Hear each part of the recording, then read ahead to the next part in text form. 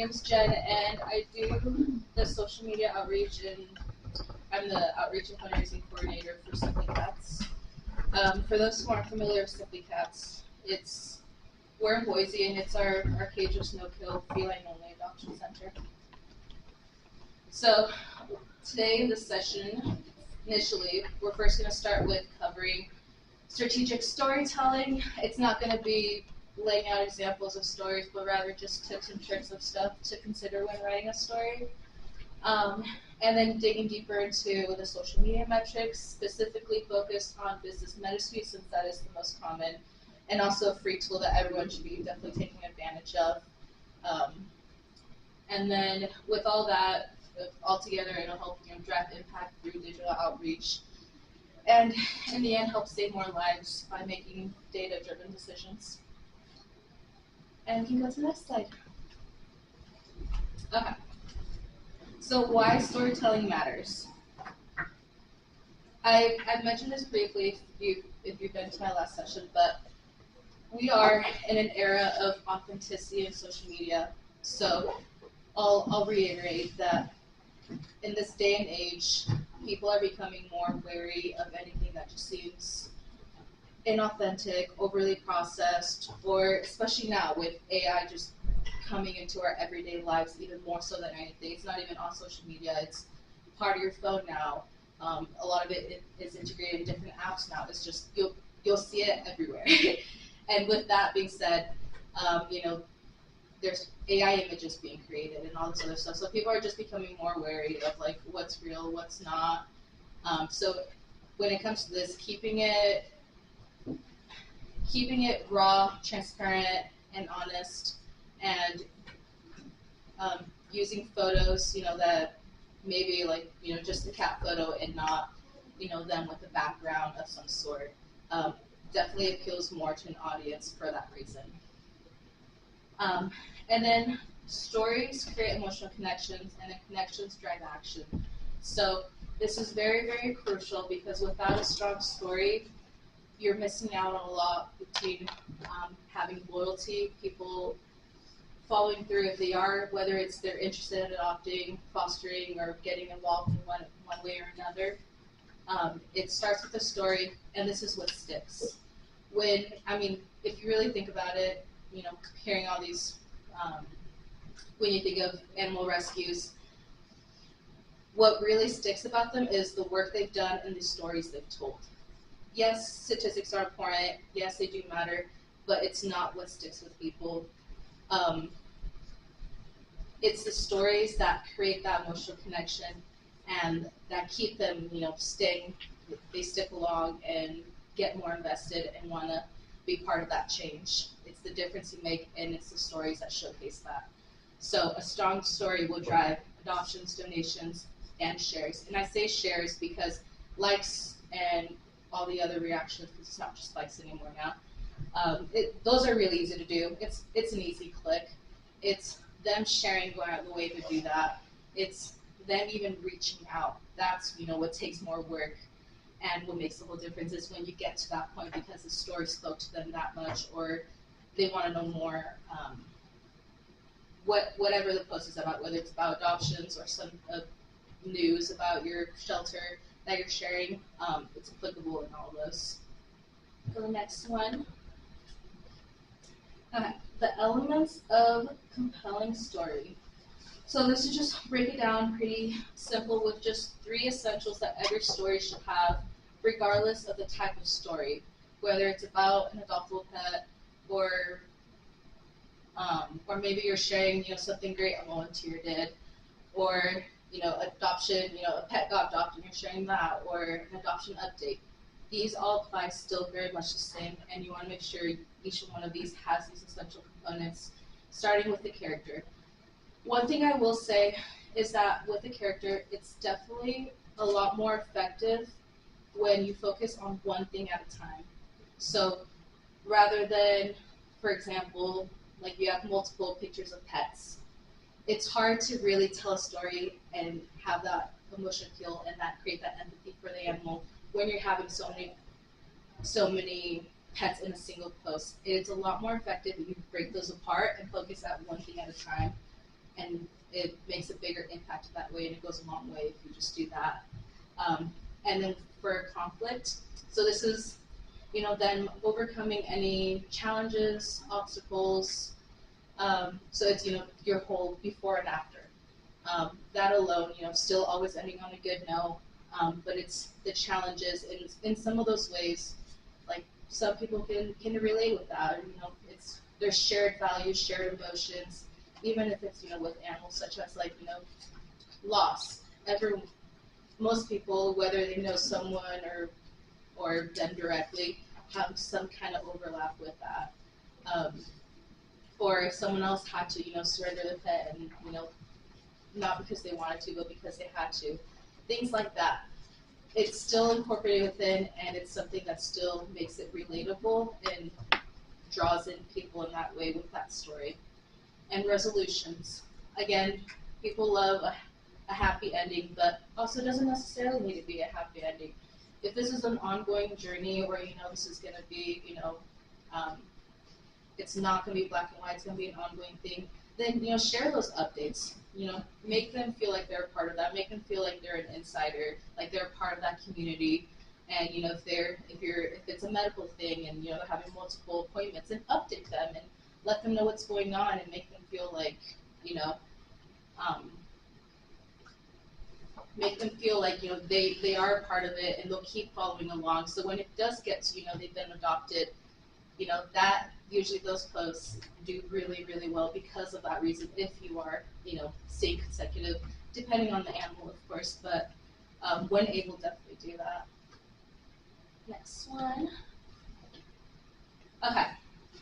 And speaking of, this is one of the examples. I will jump into it here soon, visuals, but every good story, before people even read your story, it starts with a strong visual. Without a strong visual, they might not even, you can have a great story, but it might not even reach as many people. So with a strong visual, it's photos that, focus on the animal, focus on the cat, are clear, high quality, and, once they see that, the eye contact, it locks you in and pulls you in. It's, it's the first thing you see, and then that's when people move their eyes up to the caption. And then that's when you want to think about, what is your opening sentence? How are you hooking them? What you say and the tone you say it matters so much on whether they click see more and keep reading your story. There's no point of you writing this really good story if you don't have a really good opening and a good hook. So here you can see both of those. One of them, let's see, this is too small. I'll step up. One of them says, "When my family no longer wanted me, I ended up on the streets." But that alone just makes you feel like, it tugs on those emotions, and it makes you feel for the cat. So, they get going, they click see more, they keep reading, and then that's when, as you keep reading and you see your story, you want to have a clear call to action at the very end, because then they're like, then what? Like, what can I do? Like, I can't adopt this cat. Is there anything else I can do?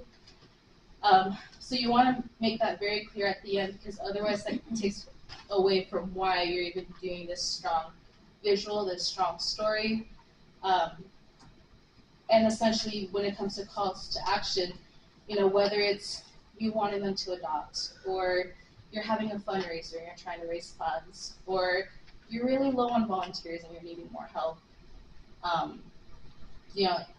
some of that would be considered just them clicking a link and, going through to the page where you have that information. So going back to the visuals with the first one on the left, that was one of the posts out of many of us just consistently trying different things to finding him a home. He was one of our longer staying residents, and it wasn't really anything he wasn't doing anything.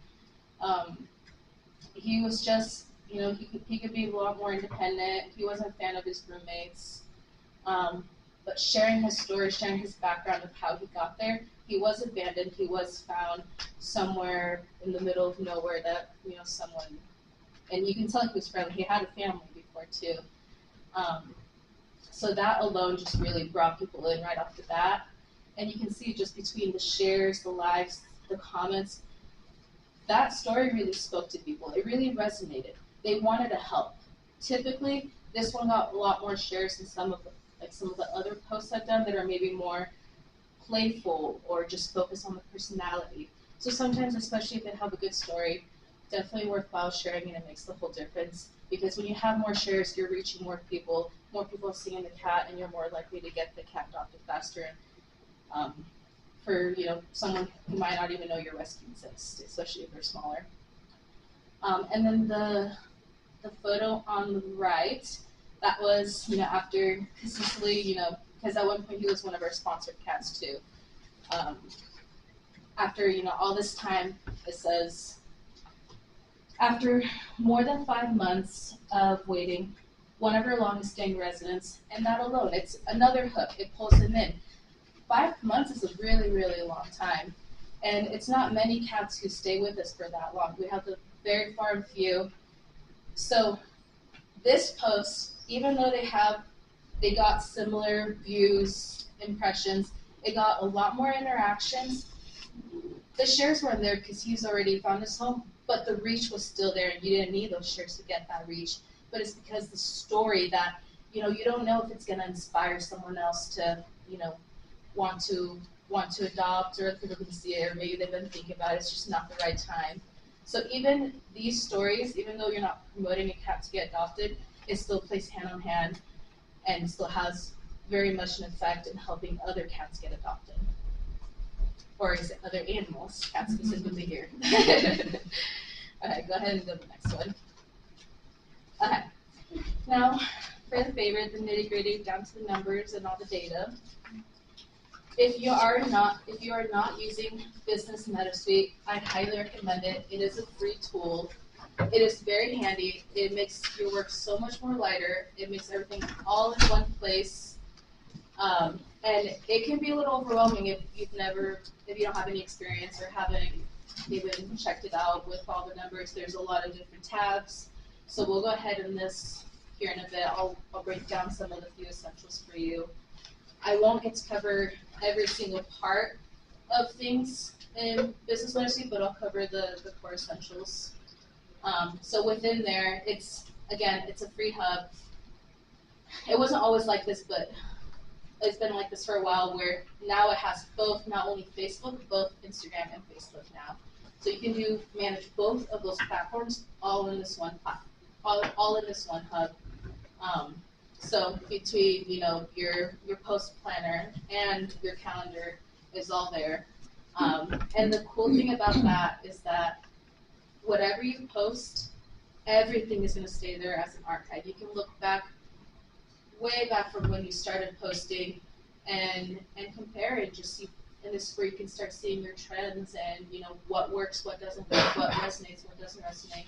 Some of those stuff you won't know until you've been doing this for a long period of time, to where you can see the trends all together and all the data all together. So it will take a while if you first doing this consistently, but you'll roughly get an idea as you post on what people are responding to. And then a unified inbox. So within there, you'll have an area too where all your messages from both platforms are there, all your comments from both platforms are there, to where you can respond to all of it all in one place. And sometimes it's hard because it's it can be a lot of notifications, or it's a little overwhelming, or it can be easy to miss some of those things. So this just makes it really easier, making sure you don't miss it, that you get back to people quickly, you get back to any leads, and helping you just further connect with your audience too. Because if you're not responding to comments, it's definitely not going to be helping your engagement. When you do reply, people are more likely to want to keep being engaged in that way. So highly recommend that. So, and then insights and analytics, that was a lot more involved. We'll definitely cover a lot more of that to help you make better decisions and see what resonates and what doesn't, and see what you should post, what works, what doesn't. So we can go ahead and move on. Our post planner. There's a little example of one of our weeks that we've had. For this, I'll break down the photo here in a bit more, but a few tips when it comes to posting and planning. Um, you'll want to allow at least 3 hours between your posts. If you can do more, that would be great, but at least 3 at the bare minimum. This, without doing that, your one post is going to be overshadowing the other, so you won't ever know the full potential it can make or the maximum effect of that post. It'll take away from its reach and people seeing it. So it's a really good rule of thumb to allow at least 3 hours between posts. You'll want to do at least 1 to 2 times per day, every day if you can, and then a maximum of 4 posts. But with that being said, if your time's really limited, resources are really limited, and social media is just one of those things that gets added to your list of responsibilities, it's a lot better to do 1 really good post than it is to do 4 posts just to fill in and say you posted and to be active. At that point, it's not being all effective, and you're essentially wasting your time. You're not really gonna get much back. Go ahead. Do you ever boost your posts? So we do like a paid ad in a way. There's been a few times I've tested out, and more so for cats that are having a harder time getting adopted or have special needs and need that exposure more. I would say I typically don't do it because, I mean, every time you post Business Meta Suite or Meta is always going to pop up with that blur of, boost your post, Right. or even just as you're scrolling through your feed, Right. if you manage it, it's going to, you'll see boost, you can boost for this much. They're always going to be pushing it because that's how they make their money. And that's why you're going to see it that often.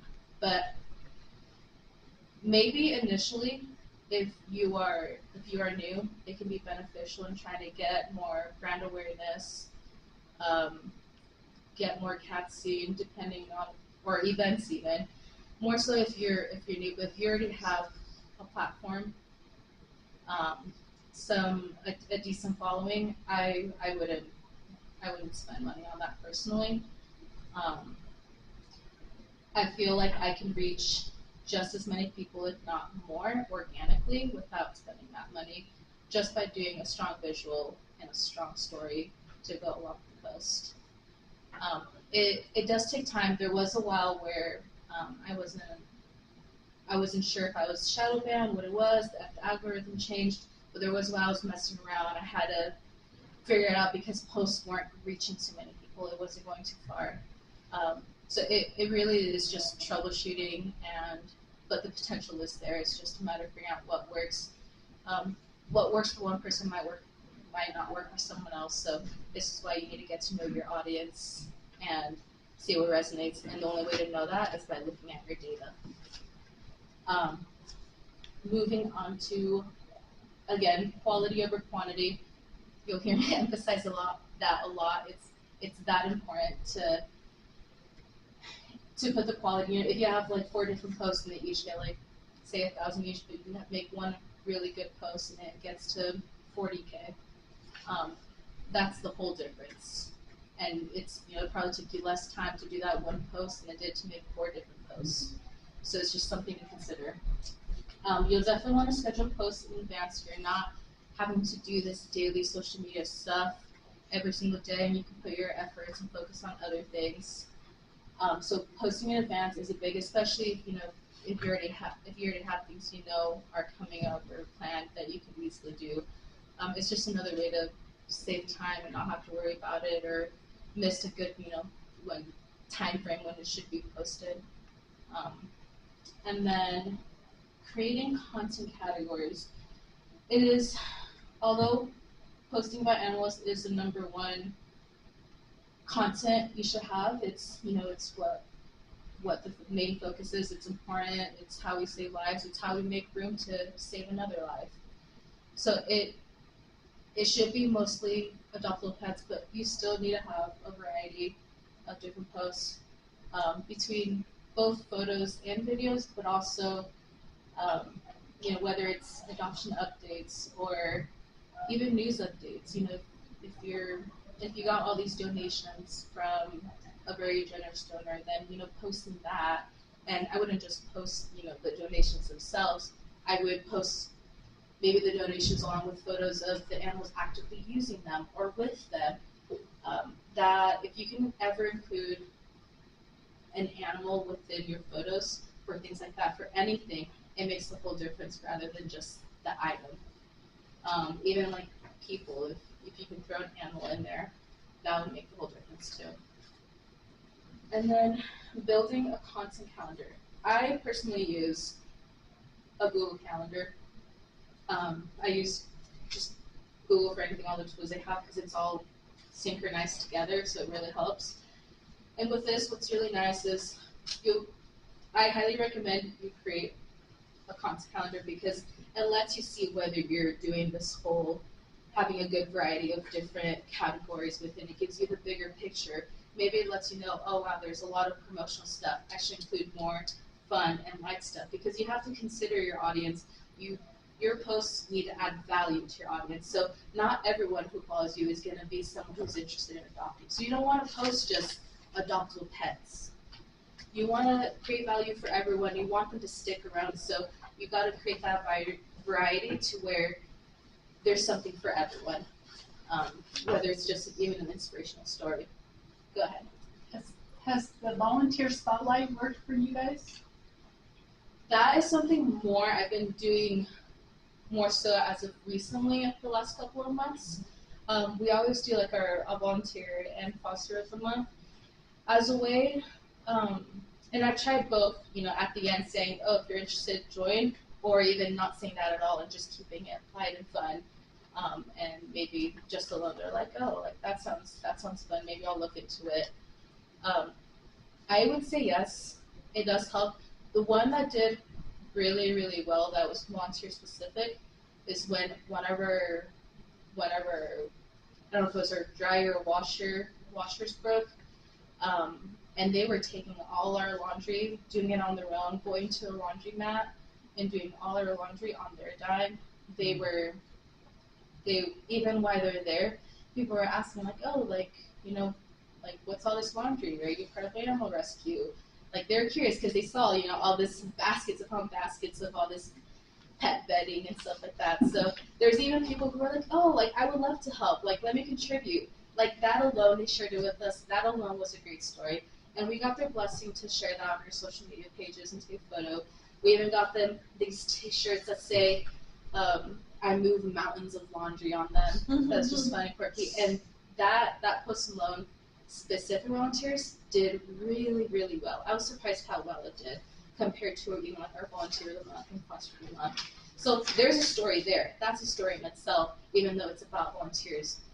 And you know, again, that might not be directly just to recruit volunteers. It could also, you know, other people are seeing it, whether it's still bringing awareness that you exist, however they want to get involved, whether it's adopting or not. It doesn't have to be directly about that. That's why posts don't necessarily have to be just about your adoptable animals.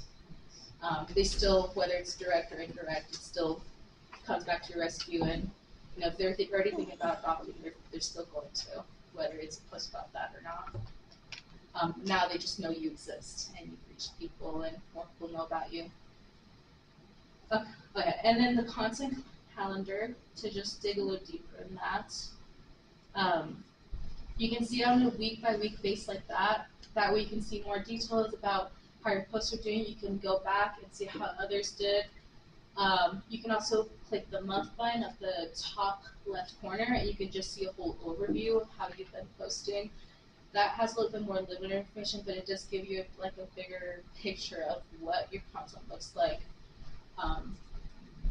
And then it doesn't show it too well here, but when you're getting ready to post in a new week, like within this content planner, it'll even show like, oh, your audience is active during this time, like, and that's where you can click post and schedule that time specifically.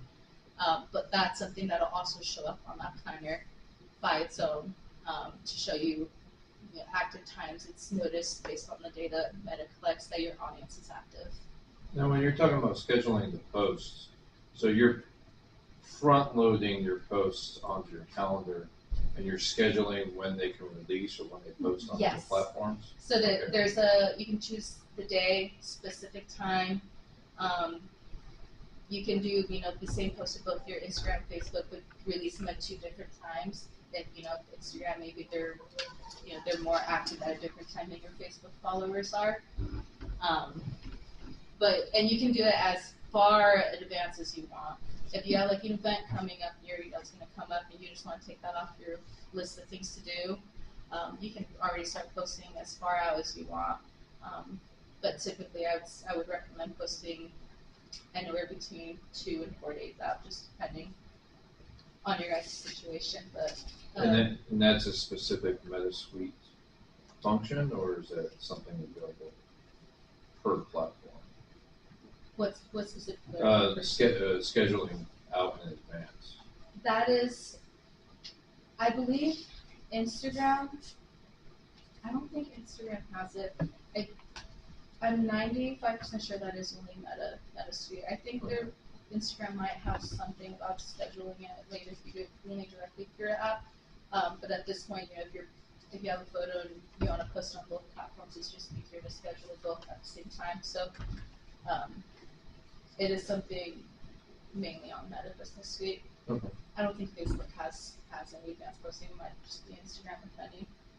And that's just for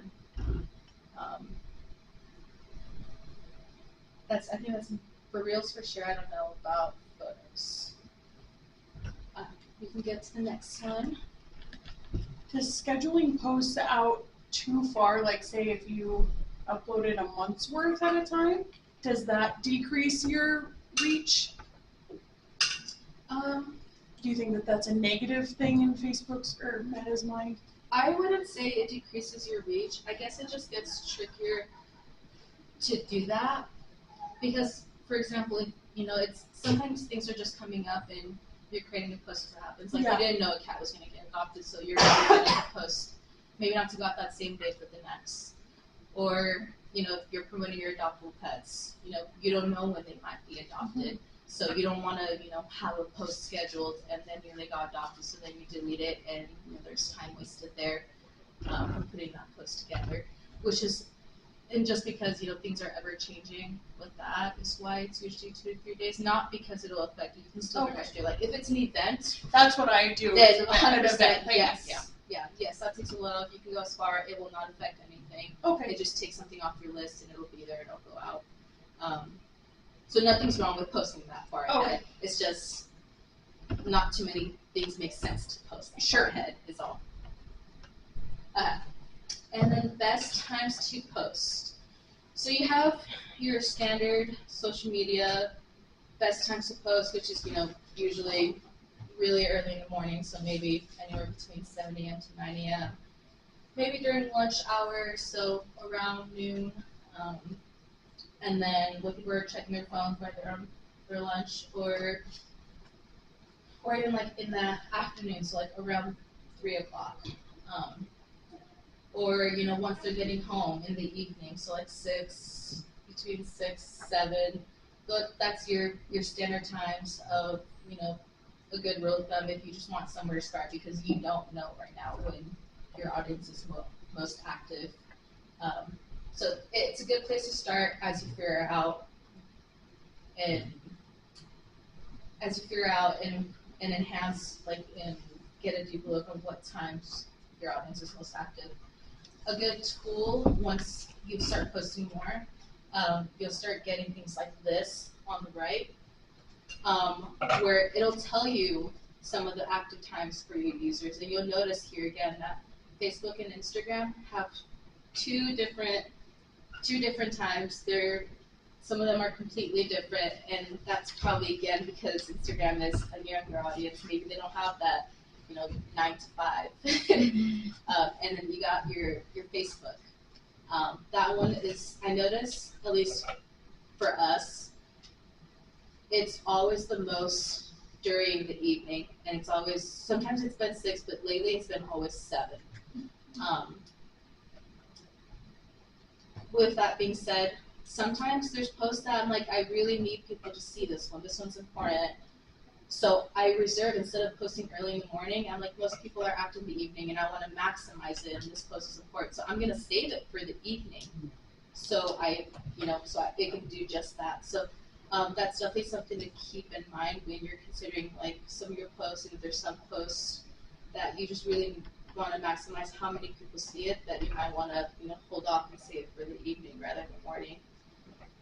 Not saying that the morning, if you post it, it won't get that same reach, that it's not possible, but it's just more likely, and you're setting up your post for success. It's just like it's a safer bet. You're just wanting to make sure it'll do well. Let me see here. If I missed anything. I think that sums it up. Yeah, Meta will just, as you post, it'll be keeping track of some of this stuff and your followers, which is again why you want people to follow you, so it can keep track of that specifically. We can go on to the next slide. Okay. Getting more into the numbers and tracking KPIs, also known as key performance indicators. We'll break down each one of them to give you a better understanding of what each of them entails and what it means. And also, please note, if you're new to this, Meta Suite is very user friendly. If you can see all those, what is it, like the info marks at the end of each one of those metrics, you can just put your mouse over it and it'll explain exactly what it is and break it down for you. So it's very much built to where you can learn by just messing with it and looking at those and help you understand deeper.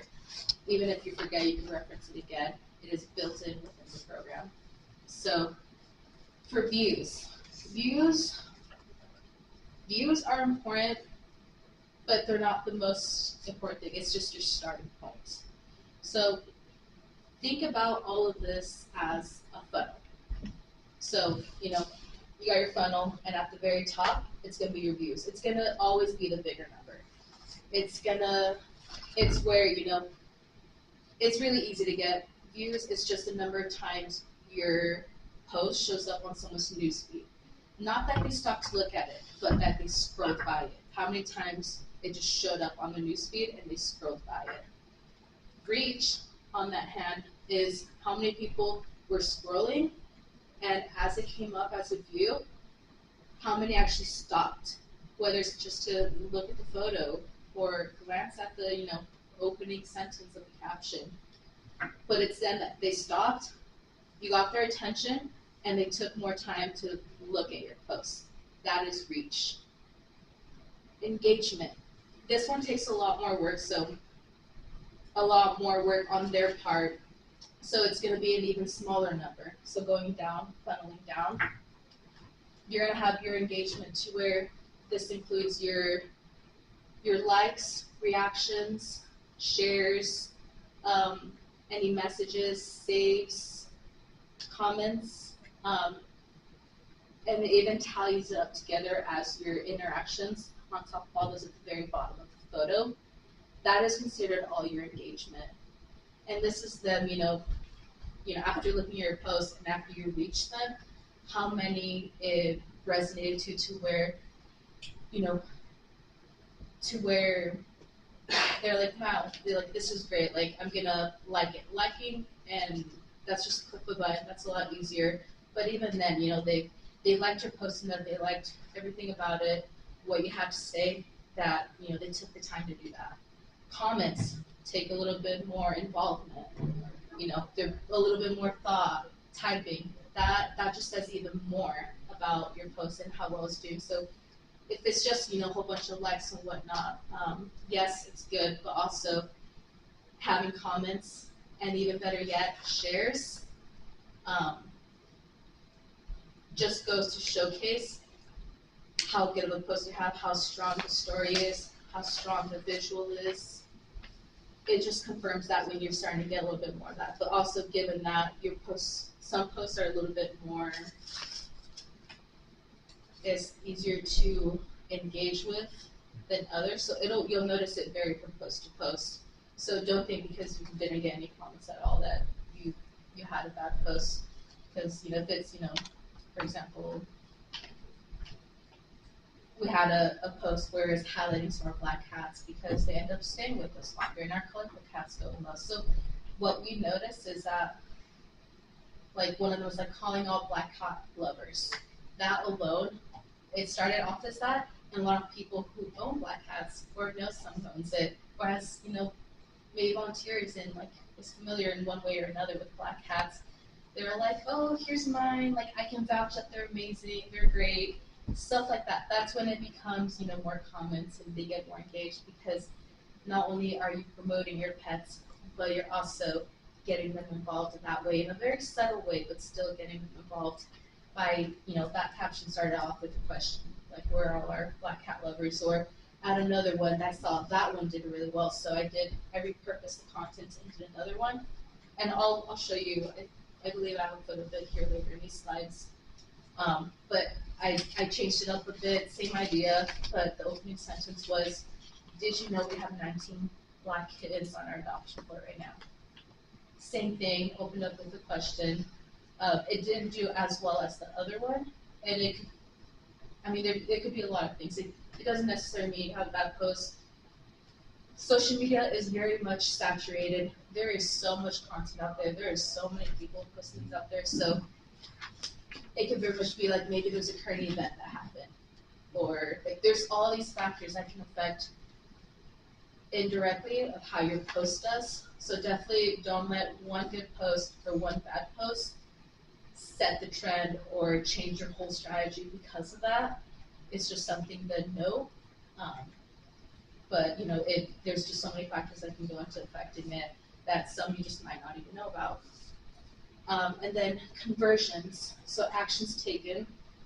This, although it's very much a thing, it is a lot harder to keep track of. It's definitely not something you could really do with Meta Business Suite. The rough idea you can get of conversions is link clicks, and that being attached to your call to action.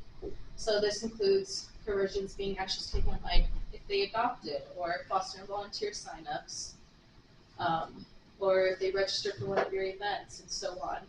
Those are considered conversions. I don't talk about it here, but if you want to get more involved with tracking down your conversions a little bit more and seeing, where they came from and getting a little deeper into the analytics part, definitely would highly recommend getting to Google Analytics. There's a free course to learn it that breaks it all down, so you can start there.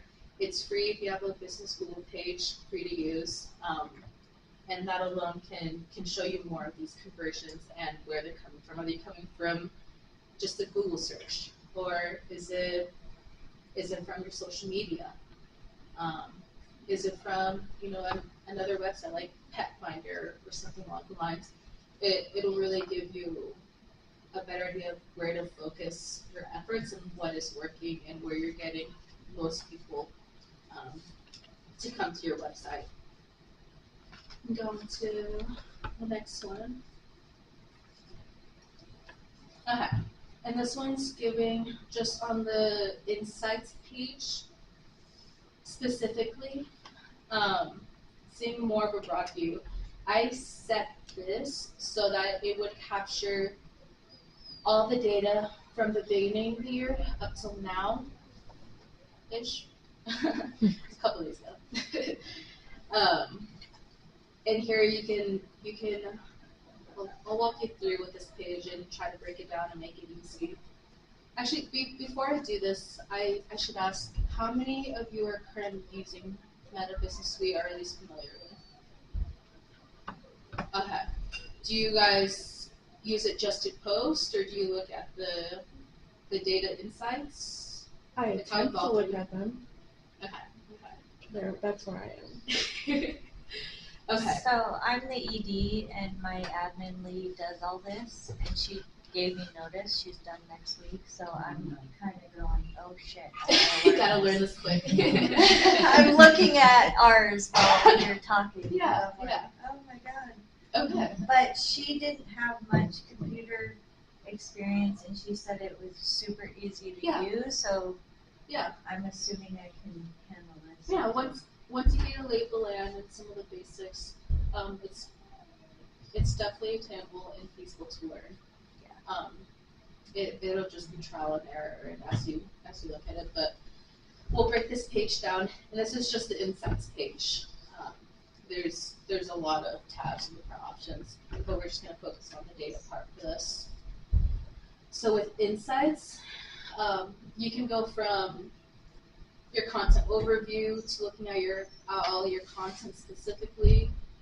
That breaks down like line by line, or your messaging, your audience. Definitely a good one, especially when you're trying to learn who your audience is. You can't be posting out there if you don't know who you're posting to and who you're targeting.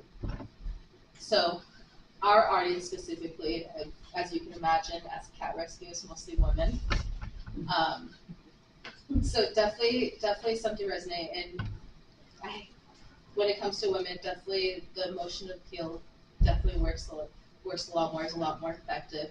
So I take that and I use it to my advantage. But that's just something you know, because you know who your audience is, you know your targeting, you know what resonates.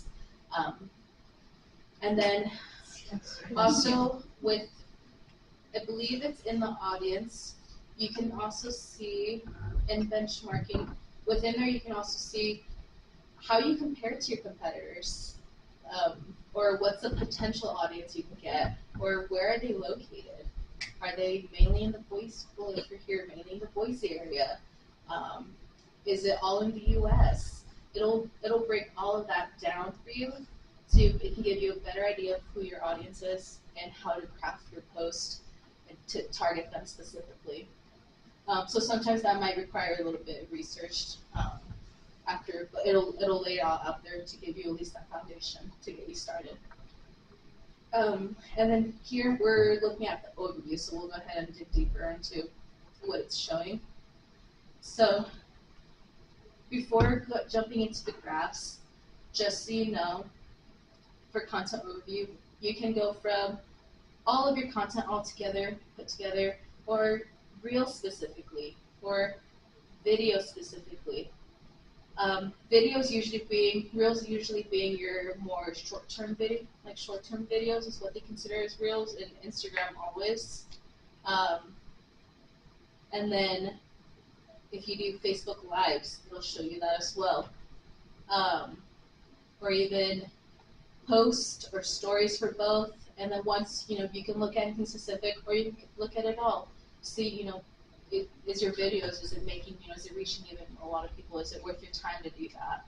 Maybe you can just reserve it for specific animals and, dial that down, because videos do take time.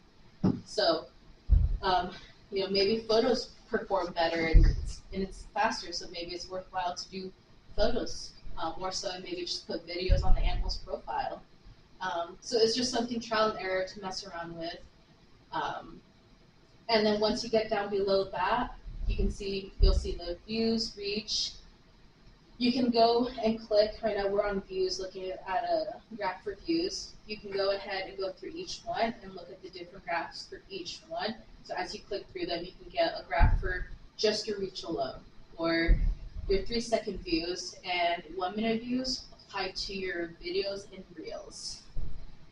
And then content interactions. And then it even goes all the way down to, I believe, is your watch time. So that's just tallied together how many minutes people spend watching it together, all tallied up.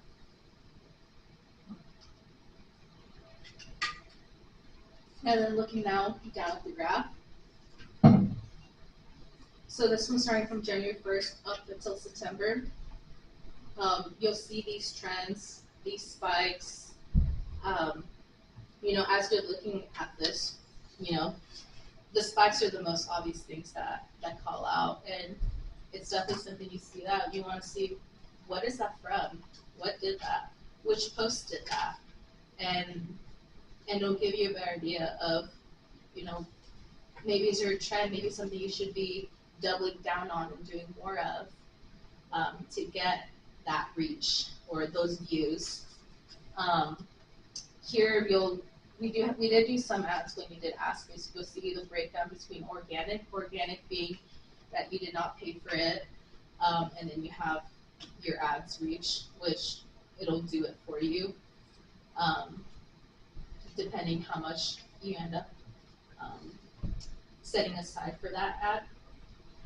But another thing, as you're looking at the spikes and trends, you'll want to think about the time of year matters.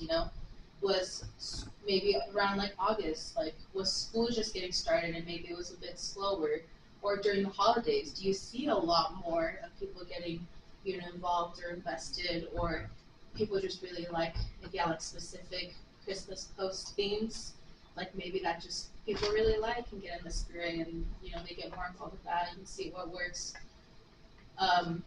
You can tell like the beginning of the year is a little slower. You can compare year by year, and at the very top right, you can change the dates if you want to see maybe the whole previous year, last year, how did that compare to maybe this year, and these spikes and trends, and see if there's some correlation there. You can think, was there something going on around that time? Maybe that's why maybe some of these posts didn't do so great. You have a few things like, if some current event really happened, and that's a lot of what's on the news feed. So maybe that's why your post did all well, because everything was kind of focused on that. So it's just all these things to consider, all these factors.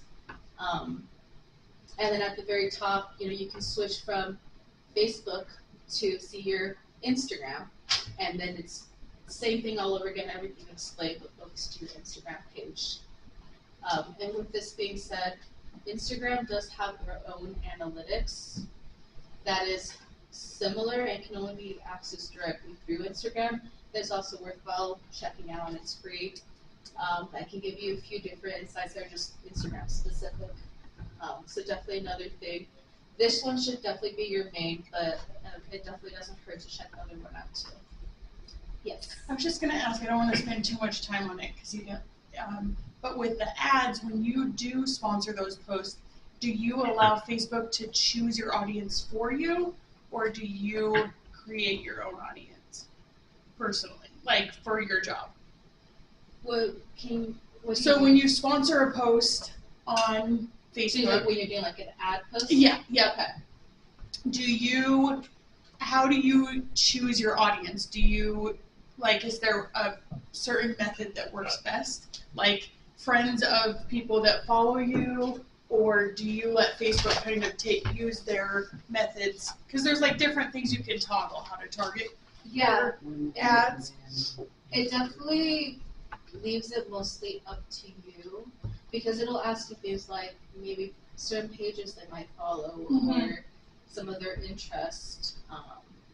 If you want to get specific on location, you're definitely still targeting, and you do want to know your audience if you're going to do that, which is why sometimes it might not be worth your while, because if you don't know your audience, then it's not going to be as effective, and you're going to end up paying for something that might not end up giving you the response you need. So it does take trial and error, and I would definitely do research before doing an ad post, because it's very specific if you want to do it right.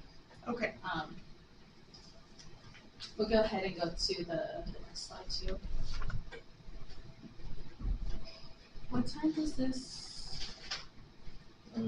Just 3:20. 3:20. Okay, I'll try to. I think I'm getting towards the end. I'll wrap it up a little bit so we have time for the AI portion too.